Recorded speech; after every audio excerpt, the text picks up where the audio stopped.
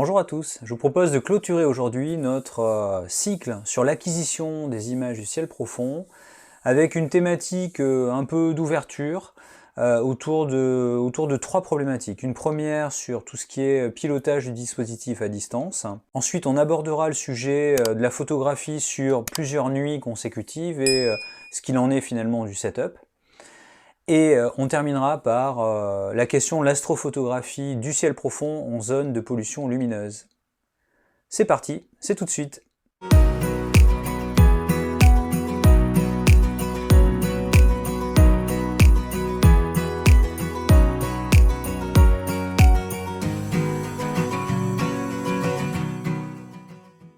On commence ce tuto par la question du pilotage du dispositif à distance. On a vu comment préparer une soirée astro, comment positionner son matériel, le régler.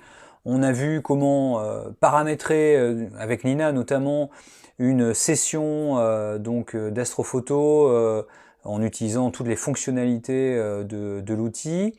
Maintenant, ça y est, on a lancé notre session d'astrophoto, on n'a finalement plus qu'à aller se coucher, si j'ose dire. Et tout le matériel est en fait dehors, il est contrôlé par un PC, et on va voir que depuis l'intérieur, finalement, on peut suivre, surveiller un certain nombre de points, de critères, d'indicateurs qui vont nous permettre de nous assurer que la soirée d'astrophoto se passe bien. Alors ça a plein d'avantages. Le fait de pouvoir, depuis l'intérieur de chez soi ou de sa voiture, si on est plutôt en mode nomade, on va dire, ça a plein d'avantages parce que c'est beaucoup plus reposant, ça évite de veiller à côté de son télescope et de son dispositif, ça permet de dormir, notamment une bonne partie de la nuit. L'hiver, ça permet aussi de s'économiser de la fatigue et du coup d'être bien au chaud chez soi ou dans sa voiture. Et puis, pourquoi pas se dégager du temps voilà, pour prendre un repas en famille, avec des amis, lire un bon bouquin pendant que la session d'astrophoto se déroule, donc avec Nina qui gère tout ça. Alors, néanmoins, on a envie quand même si on est à l'intérieur, de surveiller ce qui se passe à l'extérieur, et donc de contrôler potentiellement à distance notre setup. Donc moi, ce que je fais en pratique, j'ai donc mon télescope, ma caméra, mon dispositif d'autoguidage dans le jardin, et j'ai donc un PC qui va en extérieur, qui va donc être connecté à tout ce matériel et sur lequel est installée Nina, et donc qui va me permettre d'automatiser la session d'astrophoto. Et ce PC extérieur, je vais le commander à partir d'une tablette, d'un téléphone ou d'un PC situé à l'intérieur, et concrètement voir comment eh bien, se déroule ma session d'astrophoto depuis l'intérieur de mon domicile. Donc ce qu'il faut, c'est pouvoir connecter ce PC qui est situé à l'extérieur, donc au pied de mon télescope, à mon réseau internet de domicile, typiquement mon réseau Wi-Fi, donc via un certain nombre d'appareils que je décrirai après, ou bien d'une liaison Ethernet. Et je vais pouvoir, donc en utilisant un logiciel de connectivité à distance, qui est TeamViewer en l'occurrence, eh bien contrôler depuis l'intérieur, donc mon ordinateur extérieur qui, encore une fois, gère toute ma session d'astrophotographie. Alors, il y a différentes solutions pour pouvoir connecter au Wi-Fi du domicile le PC à l'extérieur, ou plutôt au réseau du domicile, le PC à l'extérieur. On peut utiliser ce type de boîtier, donc des boîtiers CPL. Vous branchez ça près de votre box, et vous avez donc du coup une connectique Ethernet qui permet de connecter la box à votre prise.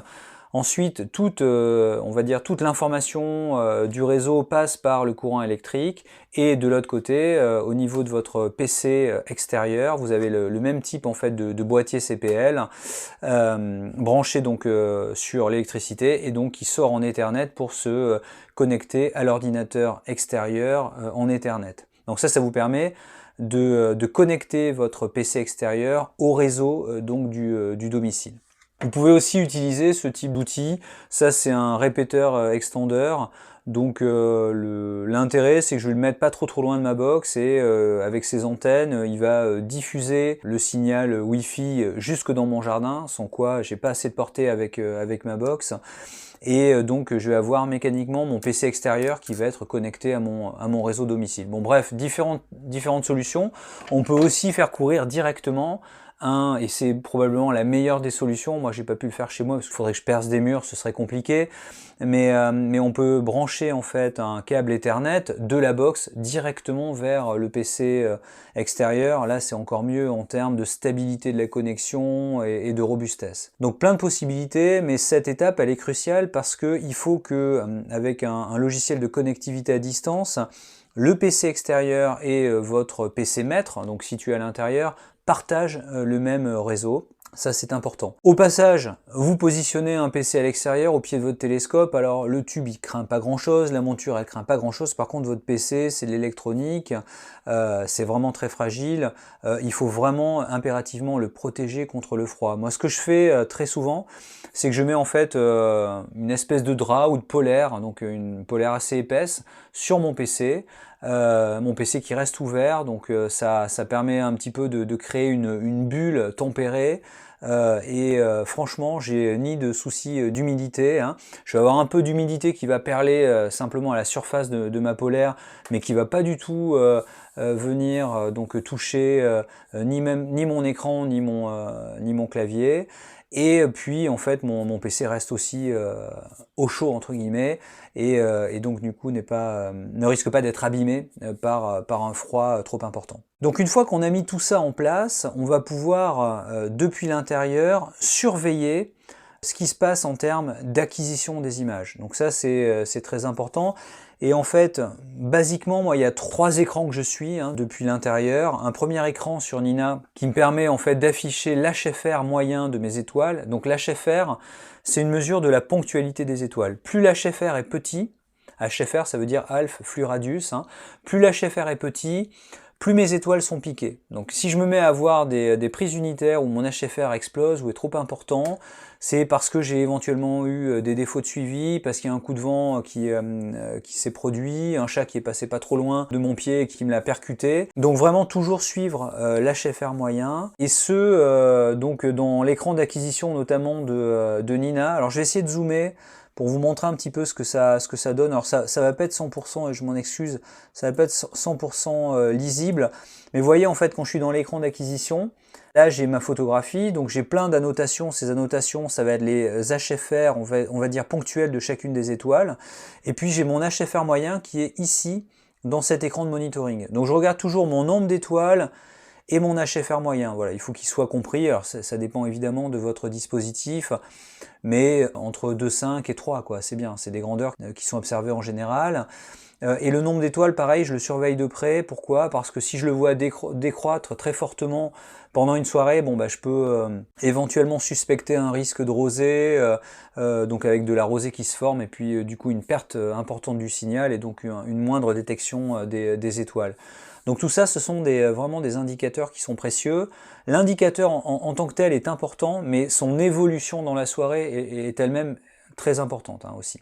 Il y a un autre écran que je regarde évidemment particulièrement, et bien c'est l'écran général de Nina, mon séquenceur, qui me permet de voir un petit peu où j'en suis en termes de nombre de photos. Cela dit, c'est aussi une information qui est relayée dans l'écran d'acquisition. Bon, peu importe. En fait, c'est un écran par lequel je passe assez régulièrement. Je regarde aussi si la photo que je suis en train de prendre est une photo qui suit un dithering immédiat, etc. Et écran très important aussi, c'est le suivi en fait de mon autoguidage, là qui sur mon exemple est vraiment pas bon, donc faut pas se fier à ça. Mais je suis vraiment ces graphes, et en particulier l'erreur globale. Ici, la fameuse RMS, donc en arc seconde, il faut qu'elle soit, là elle est beaucoup trop élevée, il faut qu'elle soit significativement plus petite qu'une arc seconde, enfin plus petite qu'une arc seconde. Donc je regarde un peu la forme que ça prend, Voilà, même chose en fait, si je m'aperçois qu'il y a des grosses déviations pendant la soirée, bon bah je peux être amené éventuellement à stopper mon autoguidage, refaire un calibrage, essayer de détecter d'autres étoiles guides avec lesquelles ça se passerait éventuellement mieux. C'est vraiment toujours crucial de pouvoir réagir à temps, hein. Donc ça, grâce à ces 3 écrans, on peut le faire de l'intérieur de chez soi et c'est plutôt très appréciable, hein. Alors un autre sujet que je voulais partager avec vous, c'était donc la photographie sur plusieurs nuits consécutives. Si voilà, en regardant la météo, on s'aperçoit qu'on a 2-3 nuits où on va avoir une qualité de ciel très bonne et on va souhaiter donc imager pendant ces 3 nuits d'affilée, eh bien ça peut être pas tellement productif de démonter à chaque fois le matériel, le ranger et puis le lendemain le ressortir, refaire tous les réglages et puis relancer de nouveau notre session donc d'astrophoto. Donc on va éventuellement souhaiter pouvoir laisser un maximum de matériel sur place, pour peu évidemment que le site soit sécurisé. Moi j'ai plutôt pas trop ce problème parce que j'ai un jardin qui est bien sécurisé avec des remparts de part et d'autre, mais c'est vrai que si on image sur un jardin ouvert où des gens peuvent voir le dispositif, forcément il faut être beaucoup plus prudent. Et en effet, on va pouvoir laisser tout ou partie du matériel. Il y a différentes solutions, hein, différentes manières de procéder pour s'économiser un maximum de temps sur l'ensemble des nuits d'astrophoto. Ça permet d'éviter notamment en fait de sortir la monture, de refaire une mise en station rigoureuse à chaque fois. Alors on peut néanmoins, si on a réglé tout le dispositif au jour J plus 1, eh bien s'assurer qu'on est quand même bien en station, mais ça va aller très très vite, quoi. Il y aura très peu de réglages à faire par rapport à une installation de matériel et un réglage vraiment très scrupuleux, très précis. Donc ça évite effectivement de ressortir le matériel, de refaire des réglages, de refaire des branchements et des assemblages. Tout ça, ça fait perdre pas mal de temps, et on va essayer de capitaliser au maximum sur l'installation de la première journée pour les journées qui vont suivre, ou plutôt pour les nuits qui vont suivre. Donc 2 approches qu'on peut rencontrer en pratique. On range tout le matériel excepté la monture, donc elle reste à sa place, les pieds bougent pas, la monture ne bouge pas, c'est-à-dire qu'elle est mise en station. Il faudra faire vraiment des réglages microscopiques le lendemain et le surlendemain pour voilà, s'assurer qu'elle reste toujours en station et que ça n'a pas évolué dans les nuits qui ont suivi. Et voilà, on décide de ranger le tube, de ranger toute l'électronique, ça c'est une optique possible. On peut tout aussi envisager de laisser tout le matériel sur place, c'est-à-dire la lunette de guidage avec sa caméra, le tube, l'imageur principal, et bâcher en fait l'intégralité du matériel avec une bâche évidemment adéquate, c'est-à-dire qui va permettre d'assurer l'étanchéité du matériel si jamais on avait des ondées dans la journée, et aussi d'assurer une protection thermique, hein, notamment quand il fait très chaud l'été ou très froid l'hiver, pour éviter de sursolliciter en fait tout le matériel et éventuellement de l'endommager. Donc voilà, il y a toutes les gradations possibles en termes de bâche. Moi là je donne un exemple en bas de slide. Donc c'est une bâche qui permet sur 2-3 nuits vraiment de protéger le matériel. Après, sur plusieurs semaines consécutives, très honnêtement je ne l'utiliserai pas dans ces conditions là, c'est-à-dire que vraiment au bout de 2-3 nuits je démonte tout et je range tout ça dans mon abri. Je sais qu'il existe aussi des bâches qui sont plus qualitatives, hein, plus épaisses, plus robustes et probablement meilleures en termes de protection thermique pour laisser son matériel en position de manière permanente. Donc ça se substitue presque à un abri. Je sais que certains youtubeurs en parlent et sont très satisfaits. Moi j'avoue que j'ai jamais testé, donc je vous invite peut-être à vous rapprocher des gens qui utilisent ce type de solution si vous envisagez une utilisation permanente en fait, hein, de la bâche. Et je vais finir en fait ce tuto par un troisième sujet qui est l'astrophotographie en zone de pollution lumineuse. Alors moi j'image en banlieue parisienne, donc avec des lampadaires tout autour de chez moi, avec je suis dans l'ouest parisien, donc avec la Défense qui vient complètement irradier mon sud-sud-est. Donc une zone très très polluée, c'est une zone si on raisonne en indice Bortle, je suis en Bortle 8. Si on parle de SQM, j'ai un indice SQM qui est, j'ai pu le mesurer chez moi, qui est de 18,2, donc autant dire qu'on est très très loin quand même de la campagne françaises, normandes, du Morvan ou bien même des massifs montagneux. Donc voilà, néanmoins c'est l'endroit où je vis, donc il faut que je trouve des solutions pour développer ma passion autour de l'astrophoto et donc j'image en zone de pollution lumineuse. Donc les problématiques qui se posent sont les suivantes. Pour avoir des clichés qui tiennent la route, il va falloir forcément des temps de pause importants, en astrophotographie du ciel profond en tous les cas.